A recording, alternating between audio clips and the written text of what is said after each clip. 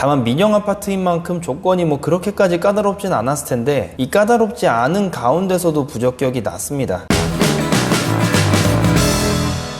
자, 반갑습니다. 얼마 전에 아크로 서울 포레스트라는 초대여 분양을 했었죠. 이 얼마 전에 했던 이 분양은 예전에 분양을 했던 호실 중에서 부적격 판정이 나가지고 이번에 흔히 말하는 이제 줍줍이라는 걸 통해 가지고 진행을 한 그런 분양이었는데 경쟁률이 정말 상상을 초월하는 그런 경쟁률이었습니다. 평균 경쟁률은 8만 8천 대 1이었고 최고 경쟁률 같은 경우에는 21만 5천 대 1이었죠. 뭐 그러다 보니까 사실상 당첨이 안 되는 게 당연한 거죠. 21만 5천 대 1이면은 21만 4,999명은 떨어졌다는 얘기니까 진짜 안 되는 게 당연한 그런 현장이다 보니까 뭐 자연스럽게 당연히 이 당첨자에게 그 시선이 쏠릴 수밖에 없었는데 여기에 또 한 번 엄청나게 또 화제를 일으킨 어떤 사건이 있었었죠. 이 치열한 경쟁률을 뚫고선 당첨이 된 이 당첨자가 바로 이 현장을 포기를 했습니다. 당첨이 돼놓고선도 포기를 했기 때문에 그 행운은 예비 1번에게 가는 뭐 그런 엄청난 화제가 또 다시 한번 있었었죠. 자, 근데 오늘 주제가 아파트 청약이나 분양 이런 사람들은 하지 말라 이런 거기 때문에 여기서 이렇게 당첨이 됐는데 포기를 한 사람, 즉 자기 운을 다 써가면서까지 당첨이 됐는데 포기를 한 사람, 이 사람에 대해서 얘기를 할 건가 보다 라고 생각하실 수도 있겠지만 오늘 제가 얘기하려는 건 이분에 대한 이야기는 아닙니다. 그리고 만약에 제가 그렇게 취소한 사람을 만난다 하더라도 그냥 너무 아쉽다, 그냥 그 정도까지만 얘기하고 뭐 별 얘기 안 할 것 같아요. 뭐 어차피 자격 요건도 없었던 거고 안 하더라도 손해보는 건 없기 때문에 뭐 그냥 재미로 넣었는데 어쩌다 보니까 당첨이 됐는데 뭐 포기를 했나 보다 이렇게 생각을 하겠죠. 자, 그러면은 왜 아크로 서울 포레스트 얘기를 시작을 했냐, 애초에 나오게 된 그 세 개의 물건에 대해서 말씀을 드리려고 그래서 이 아크로 서울 포레스트에 대해서 이야기를 한 겁니다. 자, 얼마 전에 줍줍이 됐던 이 세 개의 물건은 서두에서 말씀드린 것처럼 부적격 판정이 났기 때문에 세상에 나오게 됐고 굉장히 운이 좋은 어느 3명이 아무런 자격 요건 없이 요거를 가져갔습니다. 그리고 이 부적격으로 나온 3개가 어떤 걸로 부적격이 나왔는지는 뭐 몰라요. 다만 민영 아파트인 만큼 조건이 뭐 그렇게까지 까다롭진 않았을 텐데 이 까다롭지 않은 가운데서도 부적격이 났습니다. 자, 근데 어떤 걸로 해가지고 부적격이 났는지 대충 몇 가지 유추는 가능합니다. 자, 일단은 이 아파트 같은 경우에는 2017년도 7월 달에 분양을 했는데 당시에는 당연히 지금하고는 청약 기준이 조금 달랐죠. 그래서 면적이 다 큰 거는 일단 여기 현장 같은 경우에는 100% 추첨으로 진행을 했었고 뭐 추첨이다 보니까 당연히 가점이 아니죠. 그래서 뭐 가점을 잘못 입력해가지고 부적격이 나온 뭐 그런 사례는 일단 아닌 것으로 보입니다. 그리고 그 당시에 이제 모집 공고를 보면은 몇 가지 제한 사항이 보여요. 첫 번째로 세대주가 아닌 자, 두 번째로 과거 5년 이내 다른 주택에 당첨된 자 및 그 세대에 속한 자, 그리고 세 번째로 2주택 이상 소유한 자 및 세대에 속한 자, 그리고 네 번째로 분양권 불법 거래 적발자, 그리고 다섯 번째로 특별공급 요건에 해당하지 않았는데 특별공급으로 당첨된 자. 뭐 이 이외의 사례로 당첨이 됐는데 부적격이 났을 수도 있겠지만 한 요 정도 5가지 안에 분명히 들기 때문에 부적격이 난 것이 아닌가 이렇게 생각이 됩니다. 자, 근데 이 중에서 불법 전매를 한 4번의 사례를 제외하고는 뭐 둘 중에 하나겠죠. 이 모집 공고 이 자격 요건에 대해서 아는데 그냥 했는데 당첨이 돼가지고 부적격이 된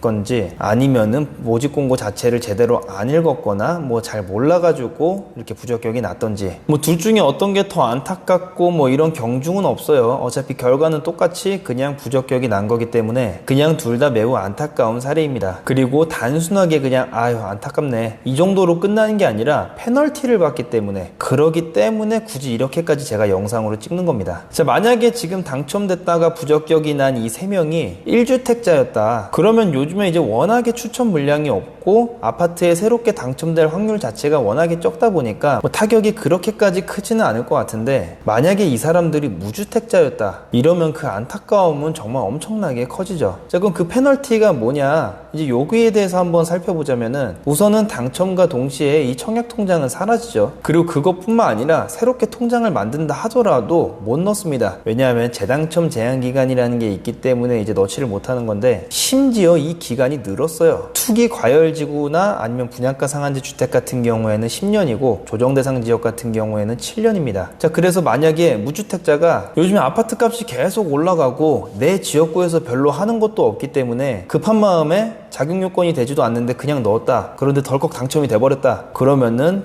이 당첨이 된 아파트를 받지도 못할 뿐만 아니라 그냥 페널티만 받게 돼요. 자, 여기에 만약에 일반 분양은 그냥 여기서 페널티가 끝나긴 하는데 분양 방식이 다른 것들, 뭐 예를 들면은 신혼희망타운 같은 경우에는 여기에 추가적으로 해가지고 욕까지 패대기로 먹습니다. 물론 이제 그 욕은 뒤에서 먹는 거지만요. 자, 뭐 간단하게 이 신혼희망타운 분양 방식에 대해서 설명하면은 이 신혼희망타운 같은 경우에는 1순위를 30% 그리고 2순위를 70%를 뽑습니다. 자, 근데 일반적인 우리가 아는 분양은 1순위에서 끝나면 2순위를 그냥 안 뽑죠. 그리고 지역구 비율 같은 경우도 예를 들어가지고 뭐 서울 50% 그리고 수도권 50%다. 그러면은 서울한테 50%를 주고 서울 외한테 50%를 주는 게 아니라 서울 50%를 먼저 준 다음에 여기서 떨어진 사람들하고 이 나머지 50%하고 다시 경쟁을 하는 그런 구도인데, 자, 근데 신혼희망타운 같은 경우에는 1순위 30%를 뽑고 여기서 떨어진 1순위는 그냥 끝이에요. 나머지 70%는 2순위에서 뽑게 됩니다.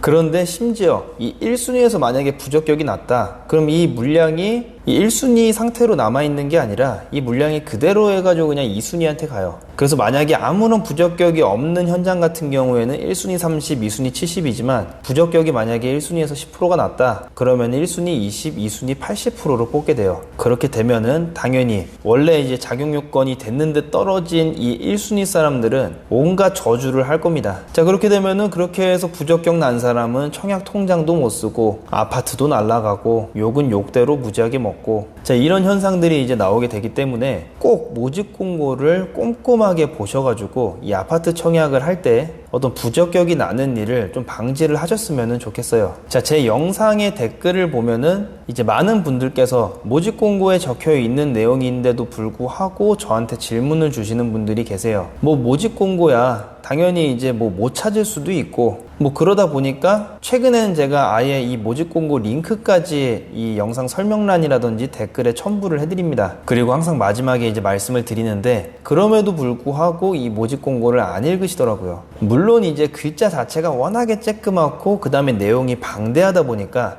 저처럼 전반적인 거를 아는 사람들은 어떤 핵심만 딱딱딱딱 보면 되는데, 이 전반적인 거를 모르는 사람은 그냥 처음부터 끝까지 다 봐야 되기 때문에 그 피로도가 엄청날 수는 있어요. 근데 그렇더라도 큰 재산이 들어가는 거기 때문에 뭐 모든 걸 다 읽으라는 얘기는 안 하겠지만 최소한 공통적으로 이제 들어가는 부분, 즉 맨 앞에 나오는 색칠되어 있는 부분들은 굉장히 중요한 부분이기 때문에 일반적으로 모집 공고에서 색칠을 해놓는데, 이 부분만큼은 꼭 보시기를 바라겠습니다. 거기다가 만약에 내가 특별 공급으로 들어간다 라고 하면은 내가 들어가는 그 특별 공급 유형에 대한 것도 당연히 봐야 되는 거겠죠. 거기다가 이제 추가적으로 예치금이라든지 아니면은 유의사항이라든지 이런 부분은 꼭 읽으셔가지고 부적격으로 좀 판정 나가지고 굉장히 아쉬운 그런 경우를 좀 없애셨으면 좋겠습니다. 또 만약에 보셨는데도 모르거나 보셨는데도 헷갈리는 게 있을 수가 있어요. 그리고 눈으로 확인은 했지만 그래도 불안한 것들이 있을 수가 있어요.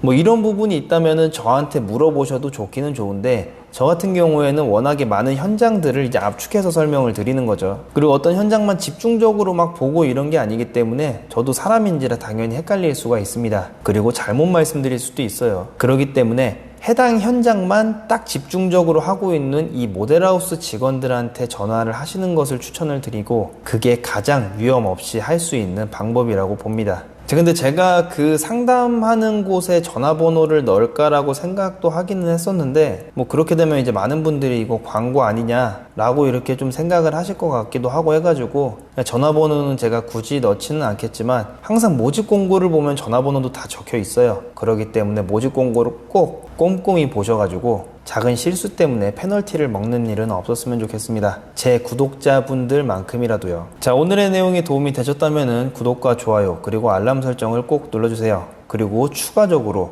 널리 공유도 해주시면 정말 감사하겠습니다. 감사합니다.